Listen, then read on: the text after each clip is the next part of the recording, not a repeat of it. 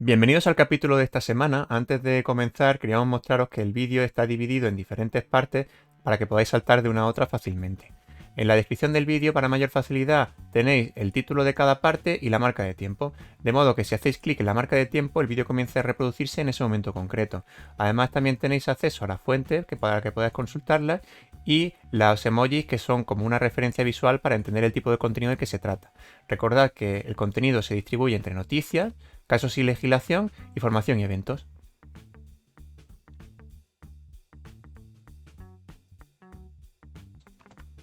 El pasado 23 de junio, muchos profesionales de la propiedad intelectual e industrial leíamos con bastante sorpresa la noticia que dio en exclusiva el Confidencial sobre la restricción que la WIPO lanza sobre los abogados españoles, que aparentemente a partir de ahora no podrán volver a representar a solicitantes de marca de la Unión que tengan un domicilio fuera del espacio económico europeo.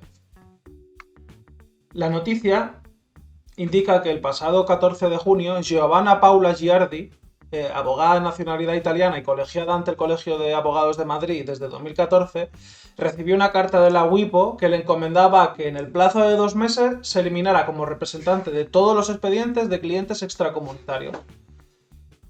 Si bien no hemos podido localizar esta carta, conforme indica el Confidencial, la WIPO esgrime que en España los abogados únicamente pueden representar a clientes cuyo lugar de residencia permanente se encuentre en la Unión Europea. Y aquellos extracomunitarios deberán estar representados por un agente de la propiedad industrial. Aparentemente la WIPO modificó sus criterios el año pasado, si bien no ha trascendido exactamente dónde se produjo o por qué se produjo este cambio. Si acudimos a las directrices relativas al examen en la parte oficial de representación profesional, vemos cómo existe un apartado 2.2 que habla justamente de la representación de los abogados. Aquí se indica de forma clara que los abogados están autorizados a representar a terceros ante la oficina siempre y cuando cumplan estos 3 requisitos acumulativos que aquí se explican. Sin embargo, no se especifica nada exactamente sobre las solicitantes extracomunitarios. Tal como podemos observar, las directrices están actualizadas el 1 de marzo de 2021, por lo tanto la versión de la WIPO en la noticia decae un poco al no encontrarse nada al respecto. Incluso si acudimos a las preguntas frecuentes al centro de ayuda de la WIPO, vemos que en el apartado relativo a los representantes se indica que un solicitante de fuera del espacio económico europeo deberá ir representado, pero incluso aquí se analiza que los abogados podrán estar cualificados para representar a solicitantes extracomunitarios. Incluso más allá, si acudimos al reglamento de marcas de la Unión Europea del 2001/2017, el artículo 120 especifica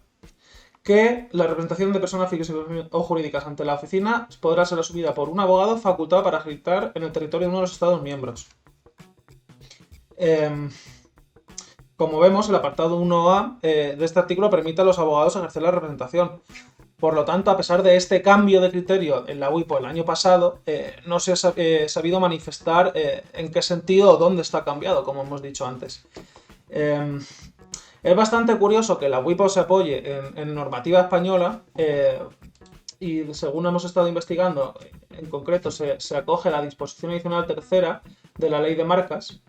que establece que para los no residentes en un Estado miembro de la Unión Europea solamente podrán actuar en calidad de agente o representante ante la OEPM los agentes de la propiedad industrial, como aquí indica en el apartado 2 final. Sin embargo, de nuevo hay que reiterar que nada se indica en este artículo, ni en esta disposición adicional tercera, acerca de la WIPO, ni que la aplicación de este precepto se tenga que extender a otras oficinas. Por lo tanto, de vuelta a la noticia, tal y como podemos seguir leyendo aquí en el Confidencial, la abogacía española está bastante cabreada y se ha puesto en contacto con la WIPO para que extienda sus razonamientos a este respecto. Por su parte, claramente el Colegio de Agentes está muy contento y explican que se trata de una adecuación de la WIPO ante la legislación española, que en la definición de los representantes nacionales siempre tendrá la última palabra. Desde mi punto de vista, me parece un buen gesto de la WIPO, que viene a alinearse en cierta manera con la oficina estadounidense, la USPTO, y ponen en valor el trabajo de los agentes de la propiedad industrial. Sin embargo, estoy totalmente de desacuerdo con el hecho de que se trate de una medida que afecte únicamente a unos Estados miembros y no a otros. Tal como indicaba la noticia, países como Bélgica, Alemania o Austria legitiman a sus abogados para el ejercicio de la representación a la WIPO, mientras que ahora parece que otros países como España han sido vetados. Por lo tanto, si realmente la Unión Europea debe ser un ejercicio de armonización e integridad, debe darse una respuesta unitaria a este tipo de desafíos y no 27 respuestas diferentes. Aún así, veremos si la WIPO se retracta de estas palabras o si se ratifica en las mismas. A pesar de que la EBAU finalizó hace unas semanas, ha vuelto a ocupar los principales titulares con motivo de la publicación de las notas de todos aquellos estudiantes que se sometieron a dicha prueba de acceso, y con ella, la polémica aún sin resolver a propósito de las plataformas de intercambio de apuntes. Una de ellas ha sido la plataforma de intercambio conocida como Wola, que nació en 2015 gracias a 4 estudiantes universitarios de Sevilla y que es hoy la plataforma líder de descarga de apuntes entre los países de habla hispana. Wola es una plataforma web que permite a los estudiantes subir los apuntes que han ido tomando a lo largo de todo el año y a cambio reciben una remuneración económica por cada descarga que tenga su documento. Para entrar a formar parte de esta comunidad, lo único que hace falta es registrarse, dado que una vez hecho esto, lo único que hay que hacer es buscar la universidad de la que pretendamos descargarnos todo el material de estudio y simplemente hacerlo de manera gratuita.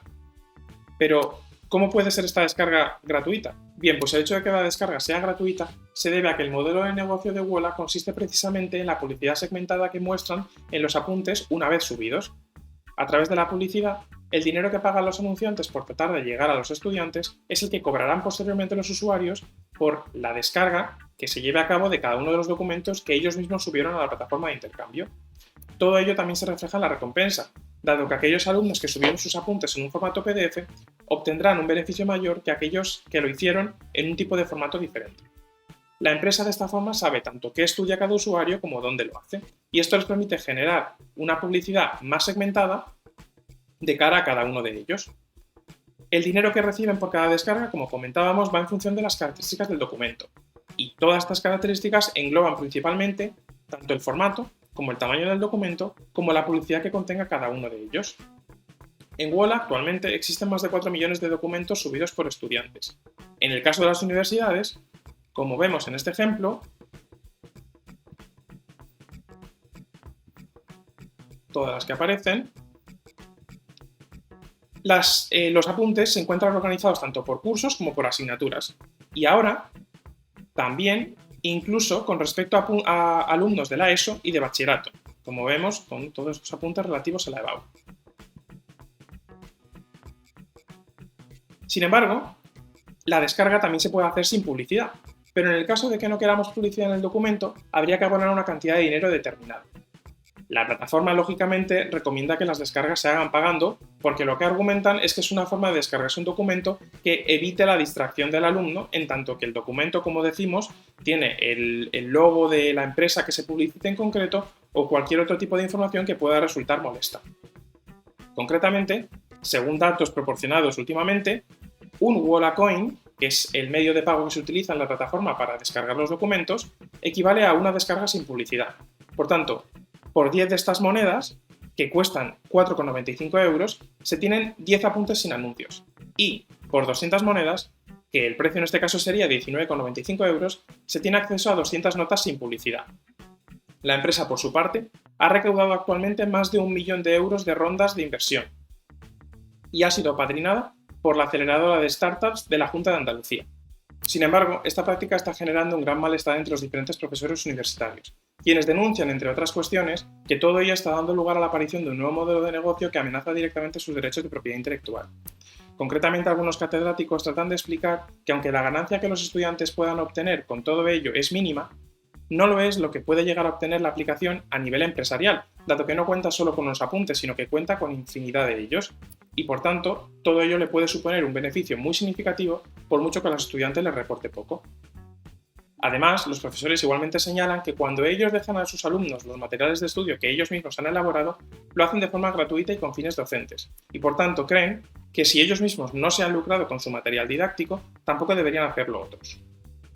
La gran incógnita en este sentido que plantean las plataformas de intercambio de apuntes, como puede ser Wola y otras muchas, es si realmente se vulneran los derechos de propiedad intelectual de los profesores al haber un ánimo de lucro detrás.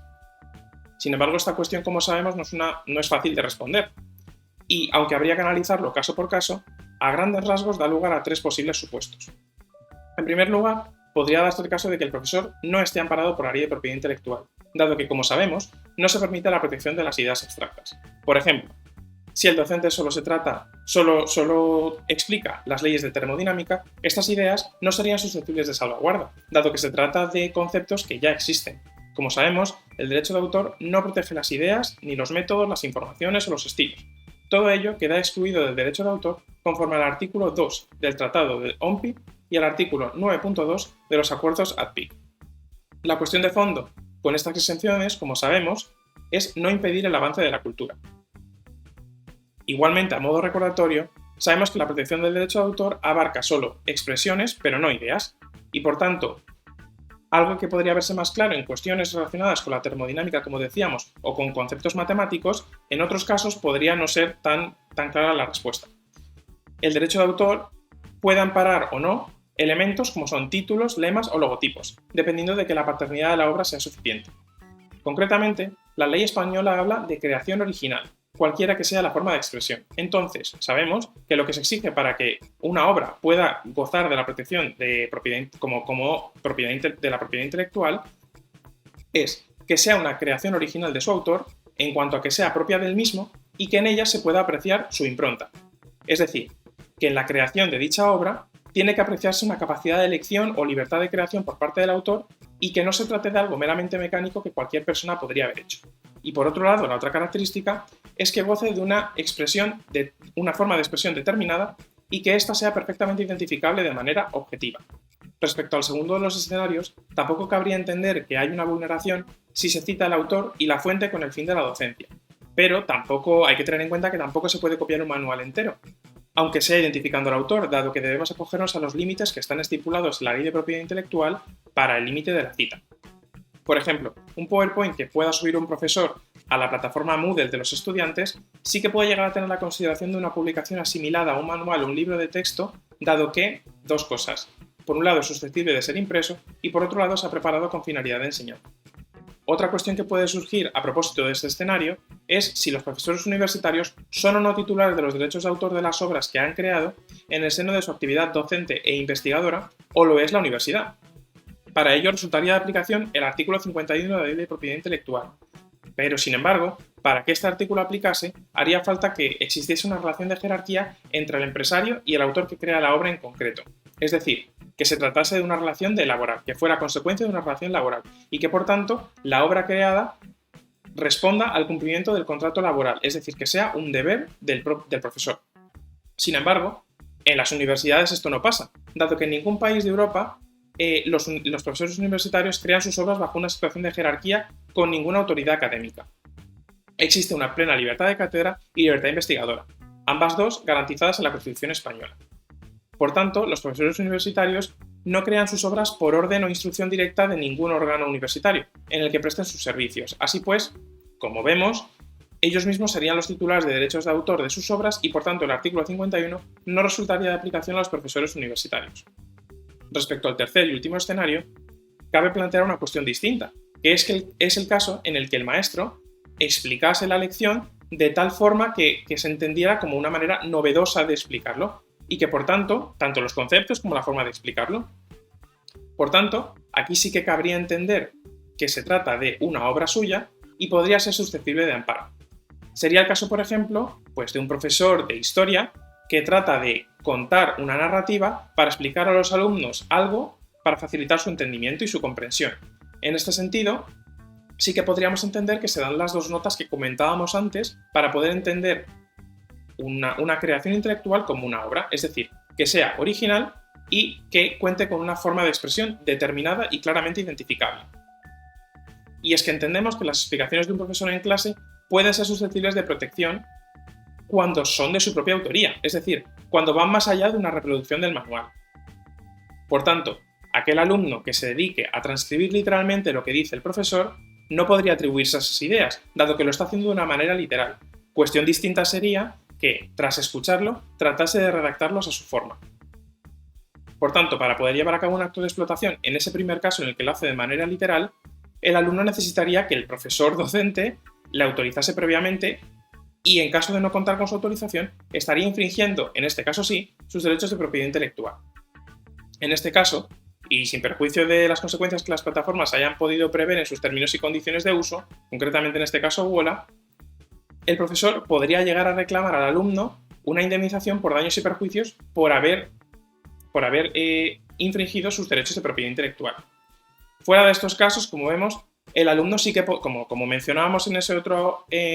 otro escenario, en el que la reproducción no sea literal, el alumno sí que podría llegar a desarrollar una creación propia susceptible de explotación económica, en tanto que, si una vez escuchada la lección lo ha estructurado a su modo o lo ha explicado con sus propias palabras, estaría elaborando unos apuntes de forma original, aunque se estuviera basando en las explicaciones del profesor. E incluso podría coger estas explicaciones, pero a mero título de cita, que complementase el resto del texto. Lo que está claro es que todos estos escenarios para los que no existe una respuesta clara y contundente, lo que está claro es que la tecnología avanza ante esta incertidumbre. Y como vemos con plataformas como Wola, cada vez está más organizado y cada vez existe, como bien alegan los profesores, un modelo de negocio que subyace a toda esta estructura, que lo único que puede llegar a derivar es en una infracción, como bien argumentan los profesores, de sus derechos de propiedad intelectual. Continúa siendo noticia el Privacy Sandbox de Google, y es que si la semana pasada os trasladábamos que se habían producido nuevas críticas hacia el modelo de FLoC que Google pretende implementar en Chrome, esta semana Google ha anunciado que retrasará la eliminación de cookies de terceros en Chrome al menos hasta finales de 2023. El razonamiento detrás de este retraso es que se necesita un poco más de tiempo para dialogar con la comunidad a la hora de decidir qué sustituirá a estas cookies de terceros. Y si este diálogo con la comunidad y este retraso sirve para asegurarnos de que la tecnología que sustituye a las cookies no va a permitir este rastreo individualizado de usuarios que permite las cookies de terceros, es un retraso que puede ser bienvenido. Dentro de estas propuestas que se han originado dentro del Privacy Sandbox de Google, la que ha tenido un poco más de tracción ha sido la de las FLoC. Esta tecnología que sustituiría las cookies rastreando a los usuarios por grupos de usuarios y no de manera individual. Se está actualmente probando en Google Chrome y por lo que traslada Google, su fase de pruebas finalizará en las próximas semanas tras haber recibido una cantidad de feedback sustancial. Un feedback que, y como hemos trasladado también aquí desde Actualidad IP-IT, ha sido muy crítico en muchos casos y se ha señalado que las FLoC a implementar por Google son aún muy mejorables, por lo que esperemos que una vez salgan de esta fase de pruebas, Google decida implementar algunas de estas sugerencias que han salido del feedback que han recibido. La cronología que maneja Google con respecto a la eliminación de cookies de terceros de Chrome comenzará a finales de 2022 un periodo de transición que permitirá a los anunciantes y a los gestores de páginas web adaptarse un poco a los cambios que estarán por venir. Este periodo de transición durará 9 meses y empezará esta fase 2 a mediados de 2023, donde irán eliminando este soporte a las cookies de terceros para implementar la alternativa por la que finalmente se acabe decantando Google, por lo que estaremos pendientes a esta finalización del periodo de pruebas de las FLoC para ver si será esta la tecnología que finalmente sustituya a las cookies en Chrome y si lo acaba siendo, si se implementa tal y como se encuentra en fase de pruebas o si se tomarán medidas adicionales para garantizar la privacidad de los usuarios. En cualquier caso, la noticia del retraso de la eliminación de cookies de terceros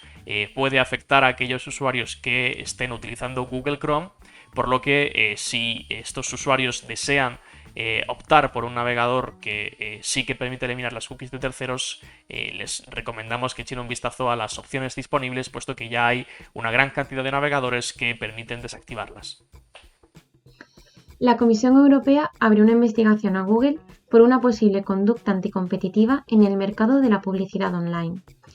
La Comisión Europea ha decidido abrir una investigación online para determinar si este gigante tecnológico estaría infringiendo la normativa favoreciendo sus propios servicios respecto de los competidores y si estaría dificultando a terceros el acceso a datos de usuarios con fines publicitarios.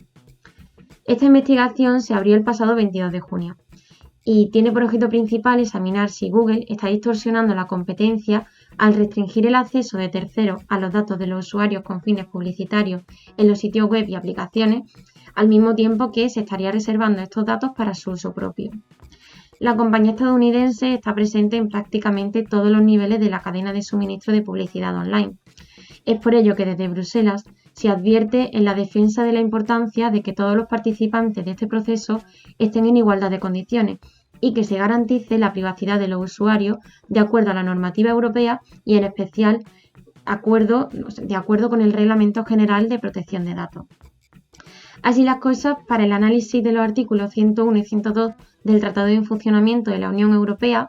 dentro de esta investigación en particular se va a prestar especial atención a diversas cuestiones por parte de Google. Entre ellas, la obligación de utilizar los servicios de Google Display Video 360 y de Google Ads y a las posibles dificultades por parte de la entidad a aquellos servicios que compiten con Google Ad Manager en la plataforma de YouTube y al trato favorable de estos servicios en Google ADX. También, como comentábamos anteriormente, a las restricciones por parte de Google a otros editorios intermediarios para acceder a los datos de usuarios sobre la identidad y el comportamiento en línea. Asimismo, también se va a investigar el plan de Google de suprimir las cookies de terceros en Chrome y sustituirlo por un Privacy Sandbox. Y finalmente, a la intención por parte del gigante tecnológico de dejar de poner a disposición de terceros el identificador de publicidad en los dispositivos Android cuando un usuario opta por no recibir publicidad personalizada. Esta no sería la única investigación que Google tiene abierta, ya que en España el Centro Español de Derechos Reprográficos ha denunciado a Google ante la CNMC por abuso de posición dominante en el mercado de la agregación de noticias, porque la actividad que se viene desarrollando en la función Google Discover impediría el libre mercado en el sector de la agregación de contenido.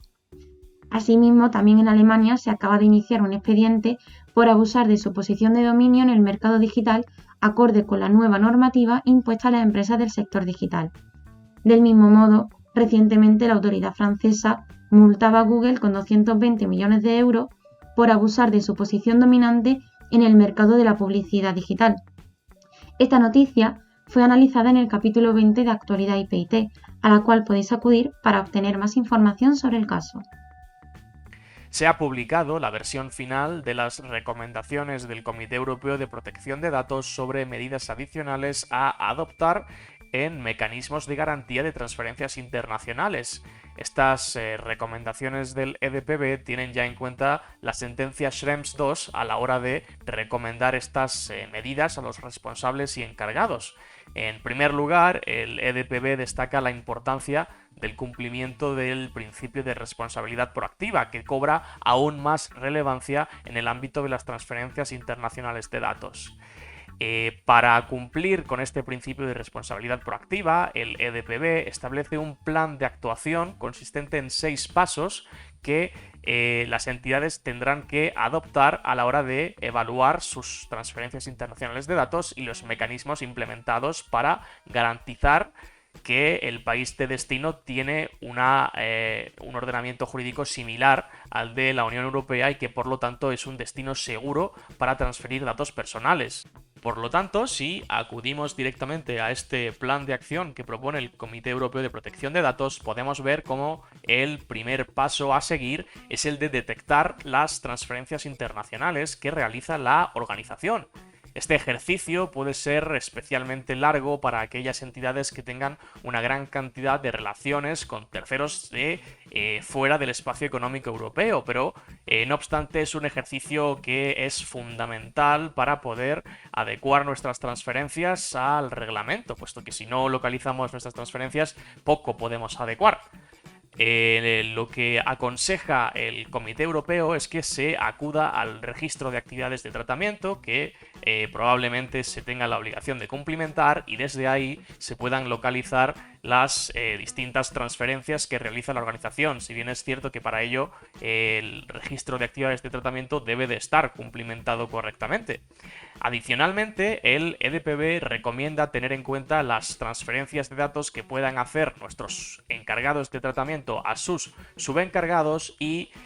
Asimismo, destaca que un simple acceso a los datos por parte de un tercer país, como por ejemplo en actividades de soporte o almacenamiento en el caso de,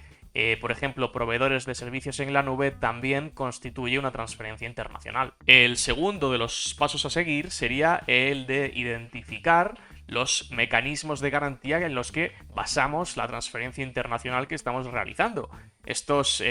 mecanismos de garantía son los que se encuentran en el reglamento y podemos clasificarlos en las decisiones de adecuación que adopta la Comisión Europea para determinar que un determinado país se adecúa en su legislación a los términos y a las garantías que tiene la Unión Europea en materia de protección de datos.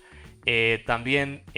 se encuentran los distintos mecanismos del artículo 46 del reglamento, las cláusulas contractuales tipo, las normas corporativas vinculantes, códigos de conducta, mecanismos de certificación y cláusulas contractuales ad hoc que se puedan hacer para cada caso. Por último, nos encontramos también con las distintas excepciones que se recogen en el artículo 49 y que también permiten realizar transferencias internacionales de datos. Es por tanto importante que localicemos cuál de estos mecanismos estamos empleando, puesto que si basamos la transferencia bien en una decisión de adecuación o bien en una de las excepciones del artículo 49, la transferencia estaría adecuada y realmente no necesitaríamos continuar con el plan de acción que propone el comité. No obstante, si estamos empleando uno de los mecanismos del artículo 46, tendremos que continuar con el paso 3. El tercero de los pasos a seguir será determinar si el mecanismo de garantía que hemos elegido para la transferencia es suficiente en virtud de las características de la transferencia, y para ello es necesario que se realice un análisis de la legislación aplicable en el país de destino, de cara a ver si esta legislación aplicable puede minar las garantías del mecanismo que hemos implementado para la transferencia. Para ello es vital que tengamos en cuenta la capacidad de las autoridades públicas del país de destino de acceder a los datos personales objeto de la transferencia, bien con el conocimiento del destinatario de los datos o bien sin su conocimiento, puesto que podemos encontrarnos con casos en los que las autoridades públicas puedan acceder a los datos a través del destinatario de los datos personales de la transferencia o bien a través de terceros, como por ejemplo sucedería cuando se accede a los datos a través de proveedores de servicios de telecomunicaciones, como sucede con la FISA estadounidense. Además de esto, tendremos que tener en cuenta si las disposiciones legales del país de destino pueden afectar a los datos personales que estamos transmitiendo. En este sentido, tendremos pues que examinar los datos que son objeto de la transferencia y con ello pues tendremos que ver la finalidad de los datos, la categoría de los mismos, y quiénes no serán partícipes de esta transferencia, las partes que actuarán, puesto que todo esto puede tener relevancia en la legislación que le puede ser de aplicación a la transferencia, por lo que todo esto tendrá que ser tenido en cuenta. Además, el comité recomienda que este análisis se lleve a cabo con material y legislación que esté públicamente disponible.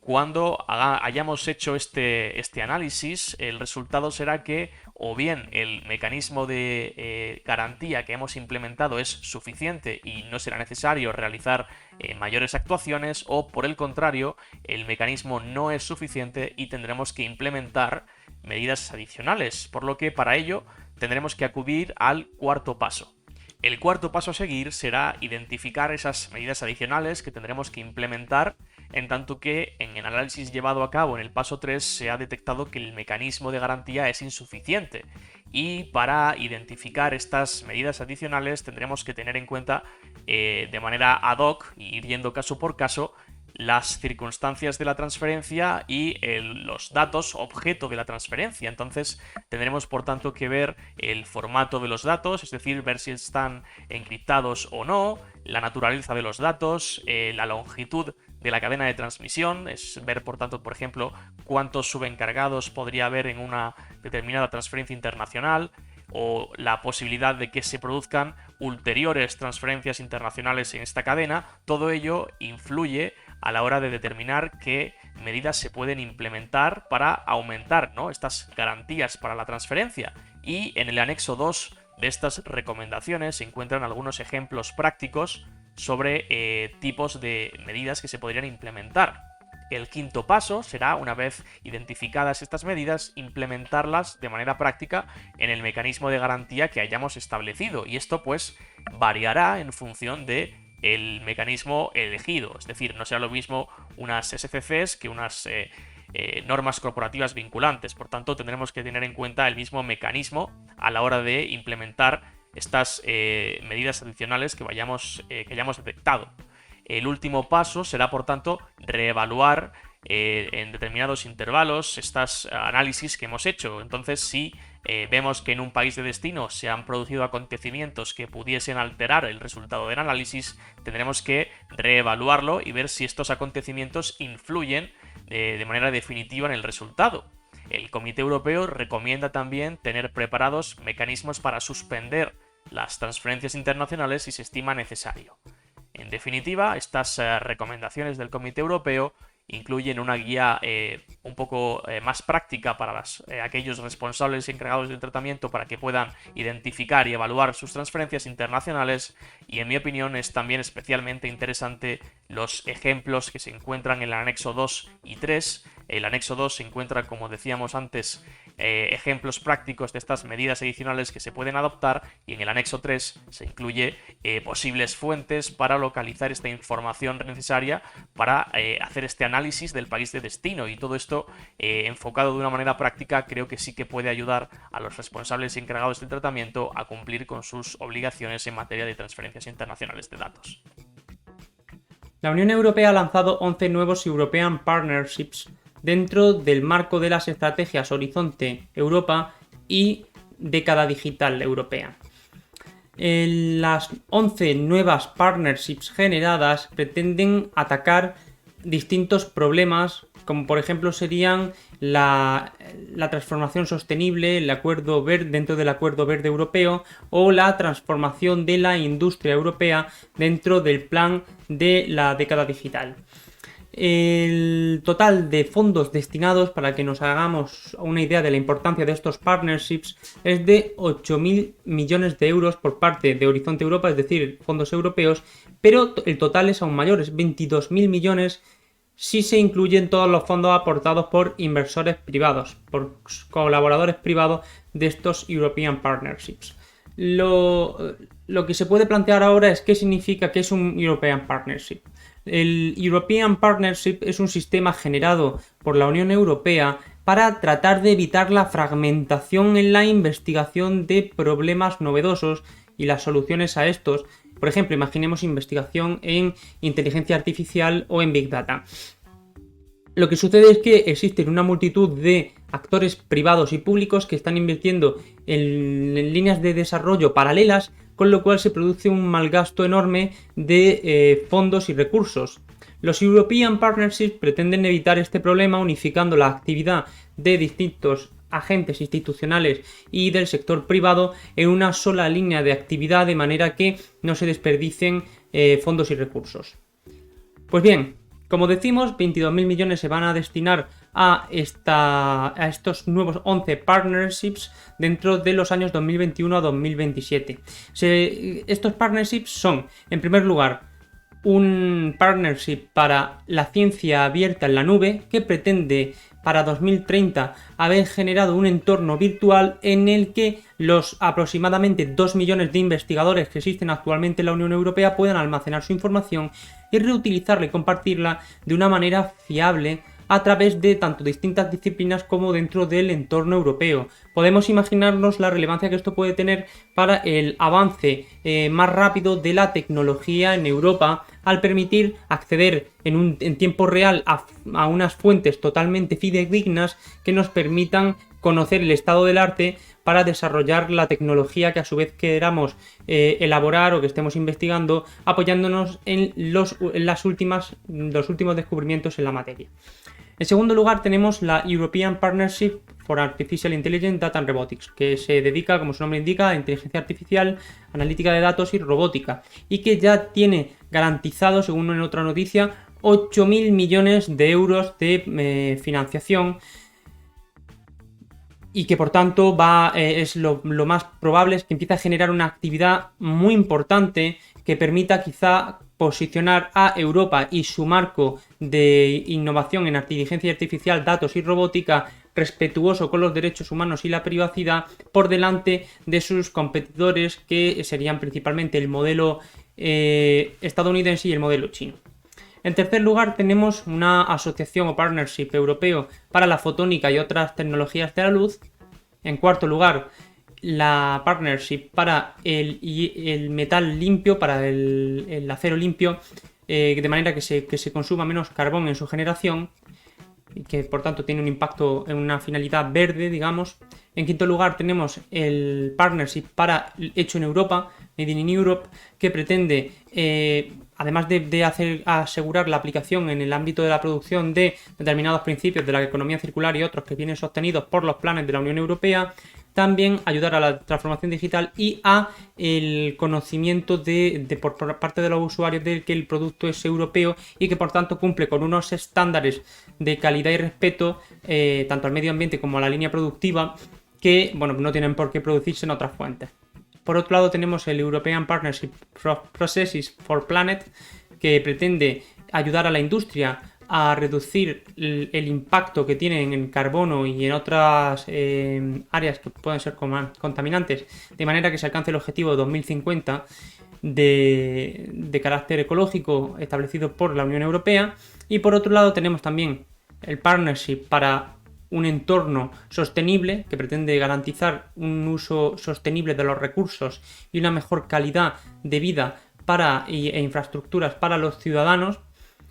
Tenemos otro partnership para la emisión de carácter de cero emisiones en el transporte por tierra y otro por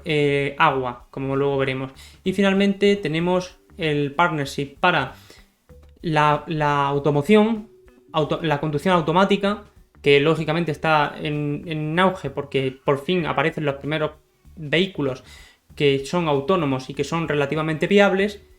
Y veremos en la próxima década, probablemente los veremos en uso, digamos, de consumo, de manera que empezaremos a verlos en nuestra vida más habitual. También tenemos otro partnership para el uso de baterías, muy importante este sector, porque del desarrollo de las baterías depende el uso de cada vez más de coches eléctricos y otros medios de automoción eléctrica que dependen de que las baterías tengan una alta capacidad y una facilidad de carga. Y finalmente, como decíamos, la partnership para la emisión de carácter cero emisiones en el transporte por agua. Todos estos partnerships, por tanto, van a tener un impacto fundamental en cómo se desarrolle y se consiga o no los objetivos de la Unión Europea para una producción más limpia y más justa y para la digitalización, transformación e innovación en el ámbito de la Unión Europea. Como decimos, la cantidad de fondos que se dedican son de miles de millones, por lo cual probablemente empiece a haber convocatorias y grants para realizar actividades para esta clase de partnerships, por ejemplo, de investigación, de aportación de pruebas de concepto, de cualquier otro, y tendremos que estar muy atentos a estas líneas de trabajo para el sector público-privado por medio de los partnerships y las licitaciones que puedan emitir, así como los planes de ayudas que puedan presentar. El Gobierno de Aragón ha convocado 2 líneas de ayudas para la digitalización y transformación e innovación del sector industrial dentro de la Comunidad Autónoma de Aragón.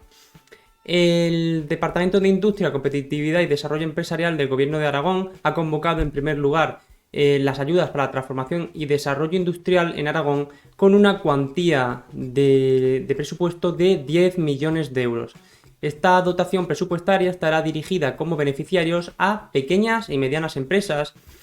y deben tener su actividad en Aragón o tratarse de ayudas precisamente para implantarse en Aragón. Los gastos elegibles son aquellos que se realicen desde el 1 de enero de este año hasta el 31 de diciembre dentro de las categorías que permite la normativa de estas ayudas para la transformación digital en Aragón. Y en todo caso el empleo de 2020 de la empresa de que se trate se debe de haber mantenido en el 2021. Por tanto, aquellas empresas que hayan reducido su plantilla no podrán acogerse a esta ayuda. Hay que tener en cuenta que El plazo para solicitar la ayuda es hasta el 14 de julio de 2021 y se trata de ayudas en régimen de concurrencia competitiva que por tanto requieren una valoración por puntos, de manera que procede a realizar la solicitud de la manera más completa posible, tratando de obtener la máxima puntuación para facilitar que se obtenga esta subvención, que además es a fondo perdido. Hay que tener en cuenta que las ayudas incluyen la cobertura de distintos tipos de gastos, como son las ayudas a la inversión, como podemos ver, ayudas regionales a la inversión, ayudas a la investigación industrial y el desarrollo experimental, por ejemplo, pruebas de concepto, pero también ayudas a la protección de la innovación. Y en este caso puede ser la obtención, validación y defensa de patentes y otros derechos de propiedad industrial que incluirían, en principio, el secreto empresarial como un derecho de propiedad industrial. Finalmente, también para los servicios de consultoría técnica y ayudas para asesoramiento y realización de trabajos específicos de diseño industrial y de productos y de servicios.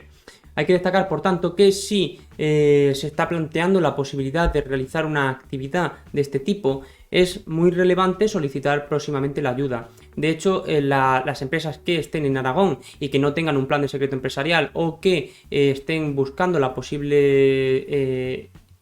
realización de una solicitud de patente podrán apoyarse en esta normativa para cubrir buena parte del gasto que les pueda generar esta actividad de consultoría para la obtención de una vía de protección de los derechos de propiedad industrial.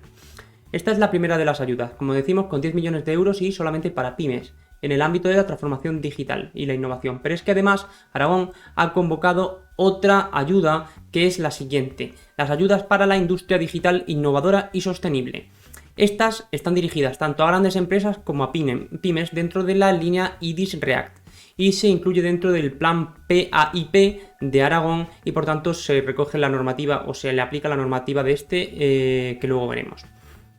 Se trata de ayudas que están dirigidas a actividades industriales o conexas según regula la normativa de Aragón y que tengan una índole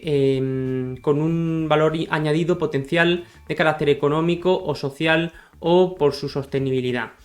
En efecto, estas ayudas a fondo perdido también se basan en un sistema de concurrencia competitiva en el que se puntúa el posible impacto económico, el posible impacto social, por ejemplo, generación de empleo o la integración de colectivos afectados, o bien por discriminación, afectados por discriminación, o bien de carácter sostenible, por ejemplo, la mejora de la economía verde o azul. En el plan estas ayudas se incluyen dentro del plan de recuperación Next Generation EU, que se ha producido con la finalidad de, en cierta medida, tratar de solventar la situación generada por la crisis del coronavirus. En cuanto a las personas destinatarias, como decimos, pueden ser pymes o grandes empresas y tienen que realizar su actividad en la comunidad de Aragón, pero de nuevo las ayudas en este caso son tanto para la implantación en Aragón de la nueva actividad como si ya se venía realizando en Aragón y se va a continuar. En cuanto a los requisitos, las empresas deben estar válidamente constituidas para solicitar la ayuda, pero basta con que sean constituidas antes de la finalización del mes natural inmediatamente posterior al cierre del plazo de presentación de solicitudes, que luego veremos. Y además deben estar vinculadas a la actividad industrial en el sentido en que se determina en la normativa reguladora de la Comunidad Autónoma de Aragón. En cuanto a la radicación en Aragón, basta con que tengan un centro de trabajo abierto y en funcionamiento, o bien cuando se solicita la ayuda para un nuevo establecimiento si no se tenía anteriormente en el territorio de Aragón. Y finalmente, el proyecto que se solicita, en tanto que se basa en un régimen de concurrencia competitiva, se debe de probar que es en principio más valioso que los otros que se han presentado para obtener la ayuda, hasta que se cubra el total de 20 millones de dotación presupuestaria que hemos destacado. Pues bien, se valorará la solvencia técnica y profesional y económica del proyecto para valorar si es viable que la sociedad que lo está solicitando efectivamente pueda llevarlo a cumplimiento. Finalmente, en cuanto a la normativa de desarrollo, esta materia, como decimos, se regula dentro del PAIP, o sea, resulta aplicable esta normativa, y por tanto las ayudas pueden dirigirse o bien, en este caso, a la investigación y desarrollo, o bien a la innovación en materia de proceso y organización, ayudas a la formación, por ejemplo, del personal, en materia de sostenibilidad, industria y demás, o bien ayudas específicas para la pyme. Y en el caso de la pyme no solamente se permite la innovación, sino que también se permiten los servicios de consultoría. De nuevo, aquí estaríamos ante la conciencia del Gobierno de Aragón de que las pymes muchas veces no tienen unas vías de protección de la propiedad industrial que les permita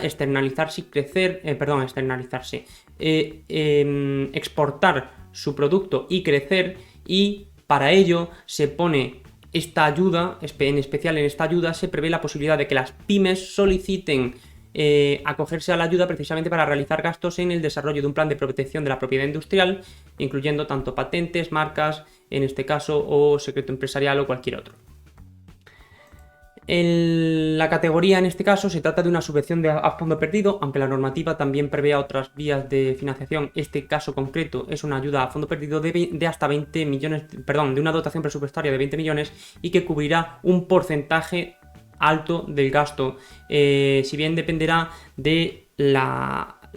dotación a aportar y de la valoración que se obtenga conforme a los criterios de cualificación que se establecen en la normativa aplicable, de manera que se realiza un proceso de valoración de todas las propuestas y se puntúan en orden y se redistribuye el dinero disponible en función del orden de graduación según los criterios de mérito que se han establecido. Vamos a dejaros el enlace debajo de este vídeo tanto a las ayudas como a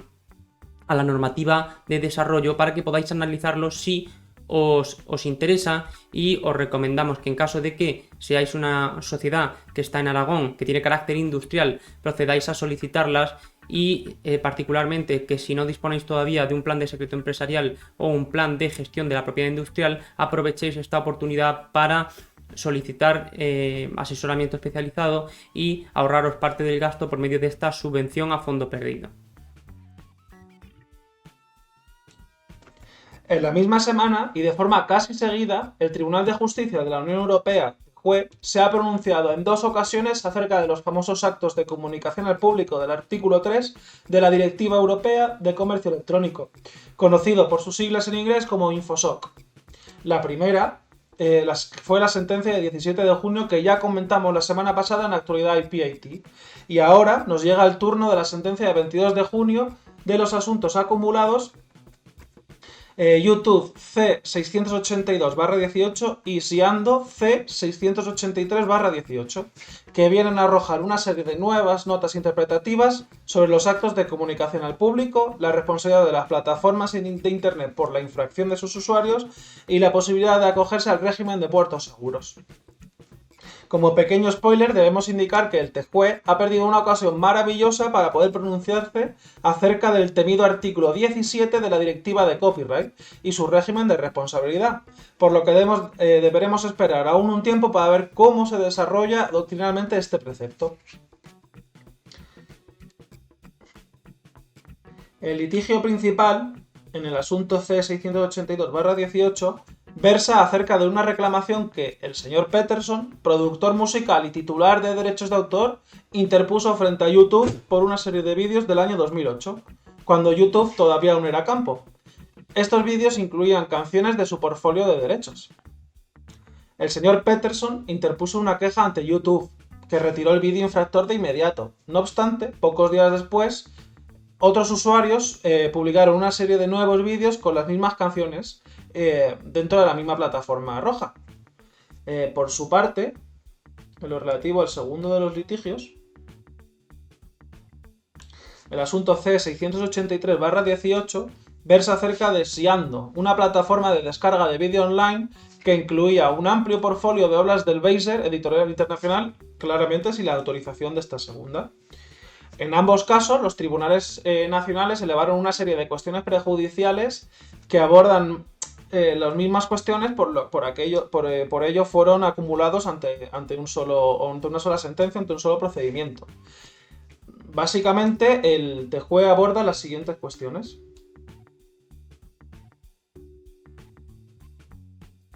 Aquí. La primera de ellas es acerca de los actos de comunicación al público del artículo 3 de la directiva. En esencia, lo que se plantea aquí es si el artículo 3.1 de la directiva sobre los actos de comunicación al público sujetos a la autorización del titular incluye los actos del operador de una plataforma de intercambio de vídeos o de alojamiento e intercambio de archivos en la que los usuarios pueden poner de forma ilegal a disposición del público contenido protegido. Conforme a una más que asentada jurisprudencia del Tribunal de Justicia precisamente en asuntos como Svensson, GS Media o Pirate Bay, el TJUE en esta ocasión destaca la necesidad de lograr un justo equilibrio entre los diferentes intereses enfrentados, a través de una serie de criterios complementarios. Entre ellos se encuentra la de conocer el papel, tanto si es indispensable o no, del operador de la plataforma y la naturaleza deliberada de su actuación. En este caso, los usuarios de las plataformas afectadas actúan de manera autónoma, lo cual hay que tener en cuenta esto. Y a su vez resulta bastante obvio que ellos sí que estarán realizando actos de comunicación al público de la obra. Pero para las operadoras, conforme a la doctrina del asunto SIGO, habrá de estar a la indispensabilidad de su intervención, así como de la actitud deliberada de la misma, en el sentido del conocimiento de las consecuencias que su intervención o no puede tener para la consecución de estas infracciones. En este sentido, el tribunal aquí lo que hace es arrojar una serie de criterios numerus apertus que dirán si la plataforma actuó de forma deliberada y de forma indispensable o no. En concreto, narra varios ejemplos en los que son, si en primer lugar, si la plataforma se abstiene o no de implementar medidas tecnológicas apropiadas para parar esta infracción, lo que conocemos como los filtros o los bots. En segundo lugar, si participa en la selección de contenidos protegidos comunicados ilegalmente al público. Y en tercer lugar, si proporciona herramientas destinadas al intercambio ilegal de contenido protegido. Este último de los criterios se vislumbrará cuando la plataforma posea un sistema financiero que aliente a sus usuarios a publicar contenido ilegal. O sea que si tienes un sistema en el que vas a estar pagando a tus usuarios por número de descargas o por número de visitas sobre este tipo de vídeos infractores y no estás retirándolos al recibir un notice and takedown, estás alentando a los mismos a que generen dinero de forma ilegal. Por lo tanto, este tipo de criterios son los que se tienen que tener en cuenta. Si bien también hay que puntualizar que el mero conocimiento abstracto del potencial contenido infractor resulta insuficiente para decretar el acto de comunicación al público, así como la existencia de forma aislada de un ánimo de lucro, que por sí mismo no es baladí. Y aquí es curioso porque rompe en cierta manera con la doctrina que sentó GS Media, si bien otras resoluciones posteriores también han seguido esta línea de romper con que el mero hecho de que haya ánimo de lucro va a servir para diferenciar si existe o no la infracción. Más o menos hace este repaso general a todo aquello que puede deducirse como acto de comunicación en público por parte de una plataforma. Sin embargo, arroja estos criterios y no llega a entrar a valorar si YouTube se encuentra realmente haciendo una infracción de derechos de autor, sino que deja en manos de los tribunales nacionales que han remitido las cuestiones prejudiciales resolver esta cuestión. Pues bien, en segundo lugar, en lo que respecta al régimen de puertos seguros, son los regímenes que están recogidos dentro del artículo 14.1 de Infosoc. Y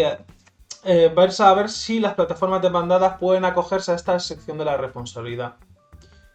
Aquí, en línea con los asuntos L'Oréal y Google France, que sentaron la doctrina mayoritaria sobre el régimen de puertos seguros, lo que indica es que los Safe Harbor solo estarán disponibles para proveedores de servicios intermediarios, por lo que si la responsabilidad directa que se enjuicia recae sobre las plataformas, si es el responsable de la plataforma el que ha estado de forma directa ejerciendo o realizando la infracción, no podrá acogerse a regímenes de puertos seguros, únicamente cuando es el papel del intermediario en infracciones cometidas por sus usuarios. Sentado lo anterior, como ya sabíamos, si una plataforma incluye un sistema de Notice and Takedown en el sentido de una actuación activa para la retirada inmediata de contenido infractor, podrá acogerse al régimen de puertos seguros. No obstante, también deberá superar el conocido como test del conocimiento real sobre la infracción. pues de aplicar un sistema por el que se presuma este conocimiento no podrá acogerse a la exención. Y debemos de nuevo recordar que este régimen está pensado para plataformas con un contenido masivo y de difícil o imposible seguimiento, por lo que si se demuestra que es plenamente consciente del contenido infractor del contenido generado por sus usuarios, no va a haber posibilidad de que se acoja a este régimen. Ya para terminar, me gustaría acompañaros aquí la opinión que Eleonora Rosati vertió en IPCAT cuando fue a comentar esta sentencia, que aquí indica de forma muy clara que esta sentencia no tiene que interpretarse como que se exime a plataformas como YouTube de generar actos de comunicación al público perseguidos por los derechos de autor, ya que este régimen no solo está destinado a webs piratas, por lo que webs como Amazon, YouTube o otras plataformas que tengan que sean conocidas y que gocen de una buena reconocimiento por el público, también pueden generar actos de comunicación al público si se aplican los requisitos del artículo 3 de la directiva. Ya por terminar, comparto con la autora del artículo mi decepción por no haber podido leer nada acerca del régimen del nuevo artículo 17 de la directiva de copyright. Pero como hemos podido decir al inicio de la noticia, deberemos esperar un poquito a ver cómo se va interpretando a nivel europeo y nacional este nuevo precepto que viene a cambiar supuestamente el régimen de responsabilidad de estas plataformas. Hasta ahora, con lo que tenemos, sabemos que sentencias como la que acabamos de narrar son las que sientan la línea que tiene que traspasar una operadora de una plataforma de internet para hacer una infracción o no. Pero por ahora el artículo 17 queda un poco en el aire a pesar de su reciente entrada en vigor. Miley Cyrus, el icono adolescente desde hace unos años, desde que interpretó a Hannah Montana y cantante de éxito actual, ha tenido el siguiente conflicto precisamente con la WIPO al intentar registrar su marca con su nombre. Los hechos son como a continuación os voy a empezar a contar. En principio tenemos que precisamente la empresa Smiley Miley, que pertenece a nuestra cantante, intentó registrar precisamente como marca de la Unión Europea Miley Cyrus, precisamente su nombre, para los bienes y servicios que a continuación vemos, que son la clase 9, 16, 28, 41. Una vez dicha solicitud se presentó, tenemos que el oponente, en este caso Cyrus Trademark, presentó un escrito de oposición contra la misma. Dicha oposición se basó en el siguiente derecho anterior, que sería la marca figurativa europea Cyrus, la cual está para los servicios de la clase 9 y 20. Si vamos más abajo podemos ver que los motivos de oposición fueron el riesgo de confusión del artículo 8.1.b del reglamento de la marca de la Unión Europea. Y fue a partir del 30 de octubre de 2018 cuando la división de oposición precisamente consideró que efectivamente había un riesgo de confusión entre ambos signos, pero de una manera parcial, no toda la totalidad de los mismos. Es entonces cuando precisamente la solicitante presenta un recurso ante la sala por la base de considerar que no se producía ningún riesgo de confusión. No obstante, el 2 de abril de 2020 tenemos que la cuarta sala de recurso confirma la primera decisión de la primera instancia al considerar que efectivamente sí que hay un riesgo de confusión, basándose en lo siguiente: por cuanto consideraba que entre los signos sí que había una similitud visual y fonética alta, pero que por ejemplo tenía una similitud conceptual neutral y por lo tanto confirmaba la decisión a primera instancia. Al ocurrir esto, precisamente la empresa Smiley Miley decide presentar una demanda ante el Tribunal General y el fallo es el siguiente. Si nosotros vamos al fondo de la sentencia, podemos ver precisamente el análisis que lleva a cabo el tribunal y en primer lugar se intenta ver las posturas de las partes. Por un lado, tenemos que, según en el párrafo 29, las salas consideró en su momento que en esta marca denominativa Miley Cyrus, el elemento dominante iba a ser Cyrus, por cuanto, según reiterada jurisprudencia, cuando tenemos nombres de personas como marcas, normalmente siempre se vaya a prestar mayor atención al apellido sobre el nombre, por cuanto es este el que va a ser más utilizado en el mercado cuando nos referimos a los bienes y servicios. Por el contrario, la solicitante alega que en este caso que las salas no tuvieron en cuenta que no solamente era bastante distintivo el elemento Cyrus, sino que también lo era el elemento del nombre de Miley, por cuanto no era un nombre al uso y por lo tanto que precisamente la combinación de ambos dotaba de mayor distintividad a este signo y por ello no debía haber un riesgo de confusión. Precisamente el tribunal, si bien viene a dar la razón a las salas en lo que respecta a la interpretación realizada de los signos en liza en lo que respecta al ámbito visual y fonético, sí que va a variar en su interpretación conceptual. Si vamos al párrafo 32, empezamos a ver un análisis que lleva a realizar precisamente el tribunal. En primer lugar, empieza a recordar que cuando nosotros estamos atendiendo al nombre de una persona como marca, su percepción va a cambiar dependiendo del estado en el que nos encontremos. Que si bien es cierto que ha habido jurisprudencia reiterada en el cual en determinados estados se va a atender más al apellido sobre el nombre, no se recuerda que no se debe de aplicar este criterio de una manera automática, sino que tenemos que tener en cuenta todos los factores que envuelven al caso y estudiarlo de una manera individual. Asimismo, también vuelvo a decir que si bien es cierto que ha habido reiterada jurisprudencia en el que se dice que muchas veces el apellido tiene un carácter más distintivo que precisamente el nombre de la persona, es necesario también siempre atender a todas las circunstancias que engloban ese signo, en el sentido de analizar si estamos hablando de un apellido o un nombre que sea inusual, que sea diferente, asimismo como también atender a que si la persona que lo está solicitando, la cual tenga ese nombre, también es bastante conocida. Por lo tanto, el tribunal lo que nos está haciendo ver aquí es que tenemos que atender a todas las circunstancias que engloban el caso. En el presente asunto que tenemos, recordemos que las salas habían considerado que el elemento más dominante de dicha marca era el elemento Cyrus. Sin embargo, en el presente asunto nosotros tenemos, o recordemos, que precisamente las salas consideraban que el elemento denominante, en este caso, era el elemento de Cyrus, por cuanto él aseguraba que el público relevante de habla inglesa iba a predominar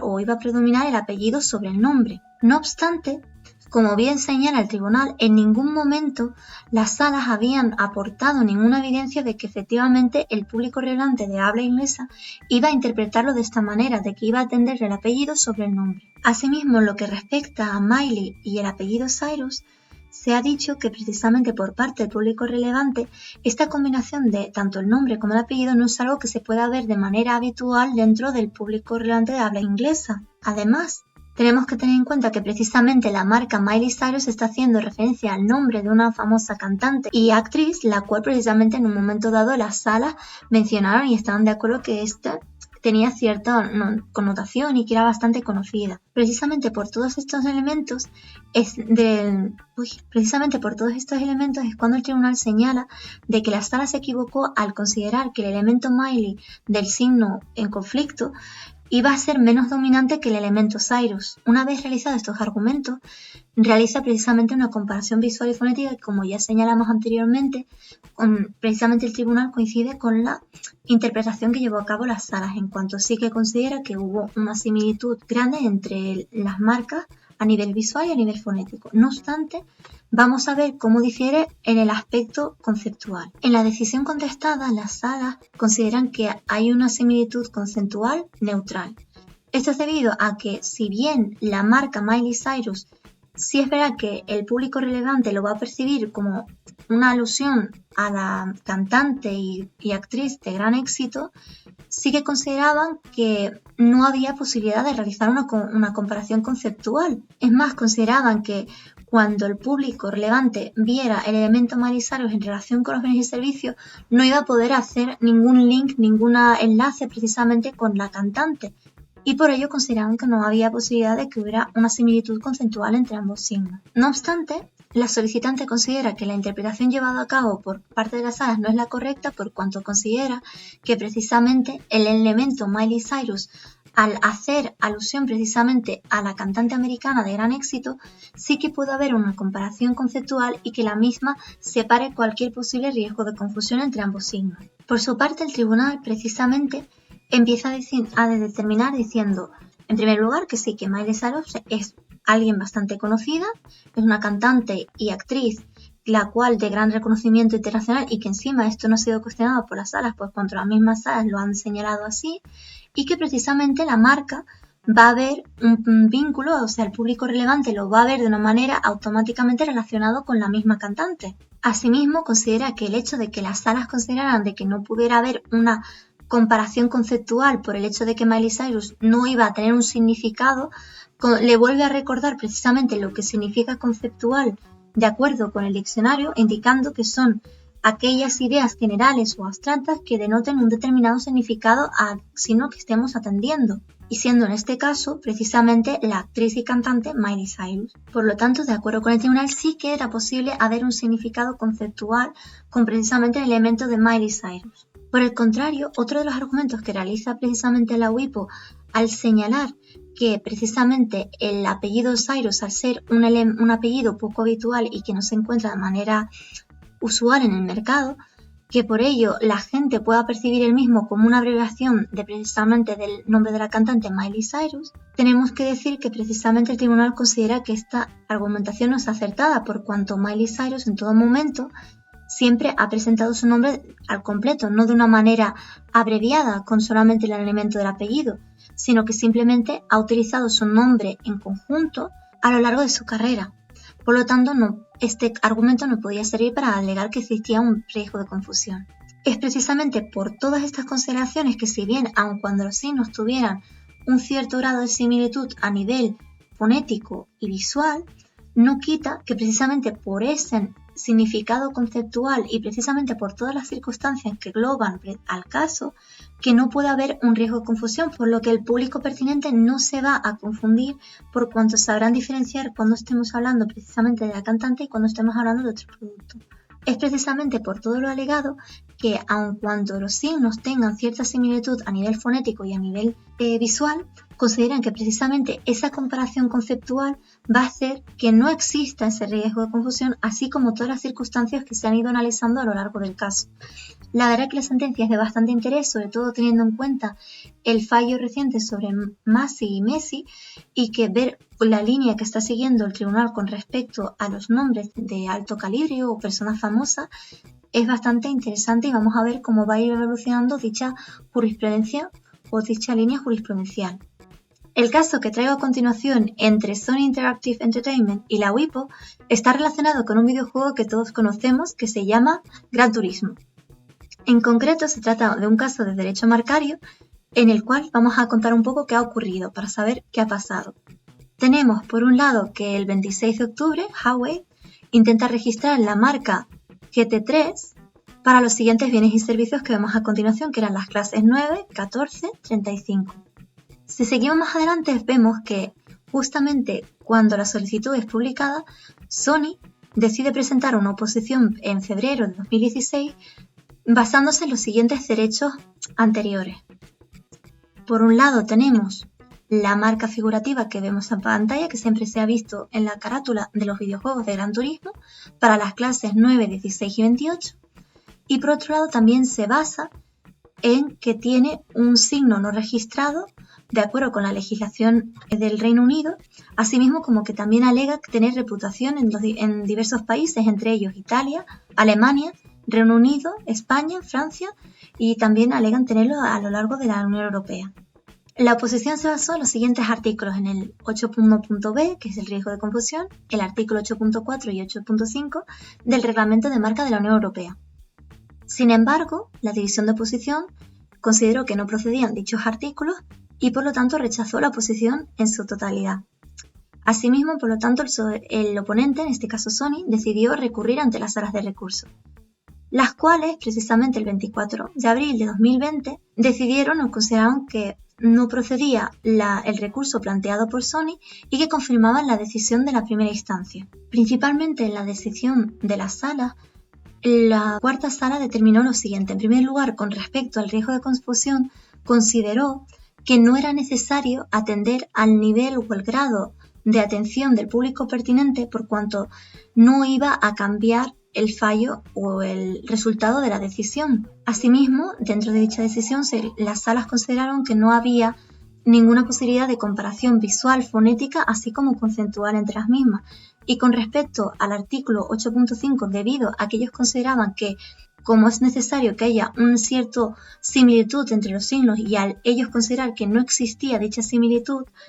veían que no procedía precisamente analizar toda la prueba referente a la reputación de dicha marca. Es por todo ello que Sony decide precisamente recurrir ante el Tribunal General. Entre muchos de los motivos que alega Sony, uno de los principales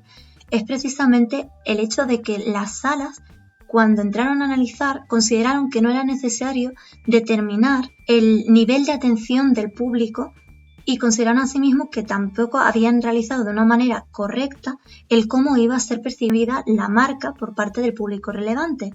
Es esto en lo que se va a centrar la presente sentencia, la cual va a dotar de importancia el hecho de que las salas no hayan realizado este paso. Ahora vamos a ver poco a poco qué iba diciendo la sentencia. Si nosotros vamos al fondo de la sentencia, vamos viendo el análisis que lleva realizando precisamente el tribunal con respecto a la interpretación de si es efectivamente necesario este paso a seguir el grado de atención que tiene que llevar el público. Y en concreto, en su apartado 35,